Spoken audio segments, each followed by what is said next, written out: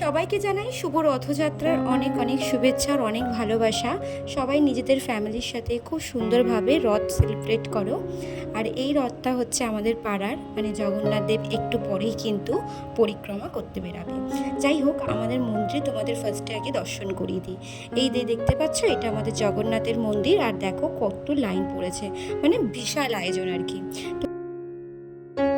এই বছর আমাদের একটু অন্যভাবে রথটা পালন করা হবে। আর চলো তোমাদেরকে ফার্স্টে ঠাকুর দর্শনটা করিয়ে দিই। এই যে দেখো, আমাদের জগন্নাথ, বলরাম, সুভদ্রা তিনজনেই কিন্তু খুব সুন্দর করে সাজুগুজু করে বসে আছে। তো আমরা এবার চলে যাব প্রসাদ নিয়ে রিহুর জন্য।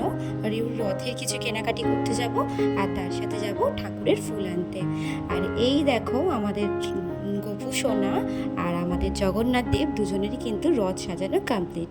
আর এদিকে দেখো, রিহু কিন্তু রেডি হয়ে গেছে, আর আমাদের এবার দেখো পরিক্রমা করতেও বেরিয়ে গেছে। খুব সুন্দর লাগছে, মানে এই বছর মানে প্রচুর লোক হয়েছে, ভীষণ মানে একটা এলাহি ব্যাপার এই বছরে, কারণ বিভিন্ন জায়গা থেকে লোক আনা হয়েছে,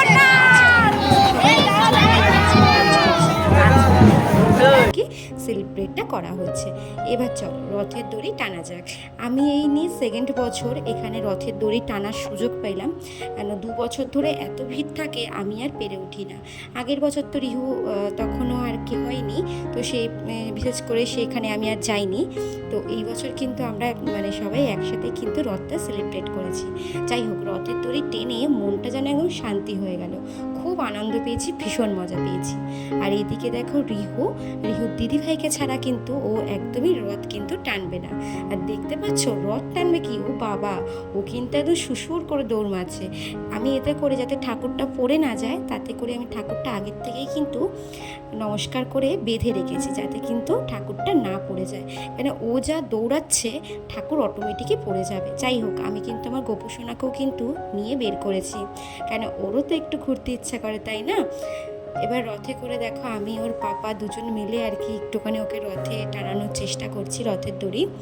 আর আমাদের এখানে রথের মেলা বসে, তো ওখানে ওর জন্য মা আর তার ছোট্ট নাতি মিলে দুজন মিলে ড্রাগনটা চড়ে নিল। রিহু খুব বায়না করছিল একটু চড়বে বলে, মানে দেখে ভীষণ আনন্দ পেয়েছে আর কি। যাই হোক, ওকে এখানে তুলে দিলাম, মা আরও দুজনে মিলে একটু চড়ছিল, লাস্টে একটু ভয়ও পেয়ে গেছিলো। আর মেলাতে তো সেরকম কিছু বাচ্চাদের, অত ছোটো বাচ্চাদের কিছু চড়ার নেই। তো এই একটা জিনিস যেটা জাম্পিং করে, ভীষণ আনন্দ পেয়েছে রিহু, মানে 1 ঘন্টার মতো এখানেই ছিল, মানে ভীষণ ভীষণ আনন্দ পেয়েছে। এই জিনিসটাতেও বেশি আনন্দ পেয়েছে। তো চলো বন্ধুরা, আজকের ব্লগটা কেমন লাগলো অবশ্যই কিন্তু কমেন্টস করে জানিও। ভালো লাগলে অবশ্যই একটা লাইক, কমেন্ট, শেয়ার করে দিও। ফেসবুক পেজ থেকে দেখলে অবশ্যই পেজটাকে ফলো করে দিও, আর ইউটিউব থেকে দেখে থাকলে অবশ্যই কিন্তু আমার চ্যানেলটা সাবস্ক্রাইব করে দিও। দেখতে পাচ্ছ কত দুষ্টামি করছে, মানে দুটো বলে ও নেবে। চলো আজকের মতো টাটা, আবার দেখা হবে কালকে।